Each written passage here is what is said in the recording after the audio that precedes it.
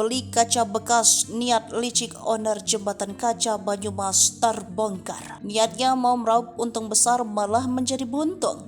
Owner jembatan kaca Degiang Hutan Pinus Banyumas, Jawa Tengah ketahuan. Akal liciknya untuk tidak merugi mengakibatkan tragedi jembatan kaca pecah hingga menewaskan turis lokal. Polisi telah menetapkan ES sebagai tersangka penyebab pecahnya jembatan kaca hingga menewaskan seorang wisatawan. Polisi temukan sejumlah kelalaian pada jembatan kaca Banyumas yang baru dibuka pada Lebaran 2023. Kapolres Banyumas Kombes Edi Surantasitepu menjelaskan, penyebab pecahnya jembatan kaca yang baru dibuka pada libur Lebaran 2023 lalu. Berdasarkan pengakuan tersangka, jembatan kaca dengan tinggi sekitar 15 meter didesain sendiri oleh ES dan tak memiliki sertifikasi layak fungsi. Ia pun menggunakan template clause second dalam pembuatan jembatan kaca Degiang Hutan Pinus Limpa Kuwos. Bahkan wisatawan jembatan kaca Degiang tak memiliki izin. Tim laboratorium forensik Polda Jateng menemukan adanya perbedaan ukuran pilar penyangga jembatan kaca. Sambung las besi pada penyangga jembatan kaca juga tidak simetris sehingga dapat menimbulkan getaran. Selain itu, busa yang digunakan untuk meredam getaran jembatan kaca sudah mengeras dan tidak berfungsi secara optimal.